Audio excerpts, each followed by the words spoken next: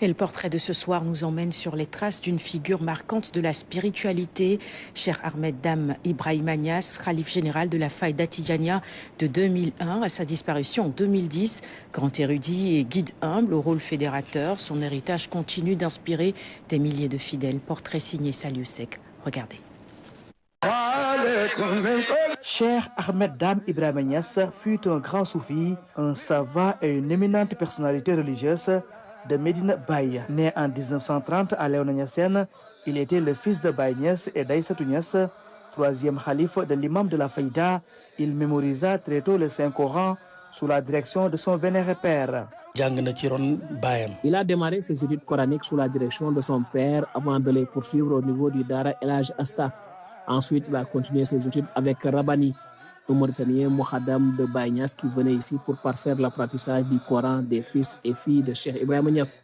Après, il approfondit des savoirs variés avec Baye Amadou Thiam. Il avait vraiment maîtrisé l'éducation spirituelle. Deuxième fils de Baye Niasse, Cheikh Ahmed Dame Ibrahima Niasse fut l'un des lieutenants de Cheikh Ibrahima Niasse dans sa mission de propagation de la Faïda Tidjania. Il était un grand soufi, un savant qui maîtrisait parfaitement la faïda. C'est pourquoi son père Baye Niasse l'envoyait souvent en Mauritanie pour dispenser des cours, propager la faïda et prier pour les disciples mauritaniens.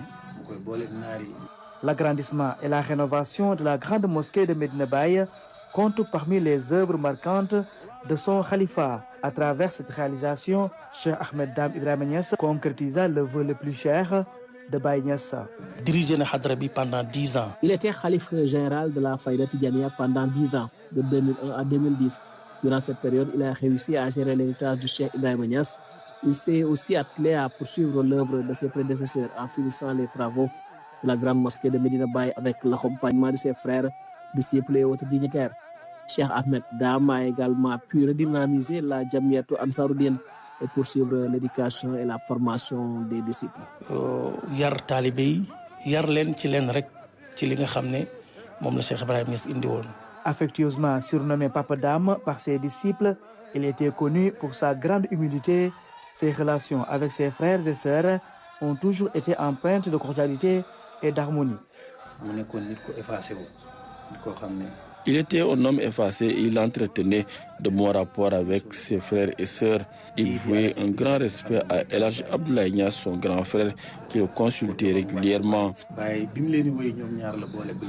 Baye Niasse a même consacré un poème à ses deux fils, Cheikh Ahmed Dame et Cheikh Tidiane.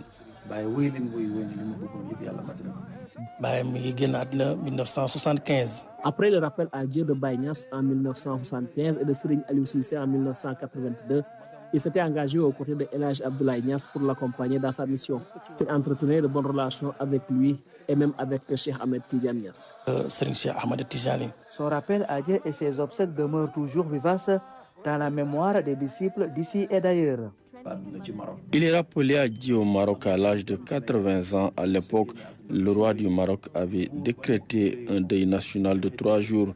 Il avait affrété 3 avions pour accompagner la dépouille de Cheikh Ahmed Dame Ibrahima Niasse. Le roi avait même demandé son inhumation au Maroc car Cheikh Ahmed Dame Ibrahima Niasse entretenait des relations particulières avec le roi Hassan II.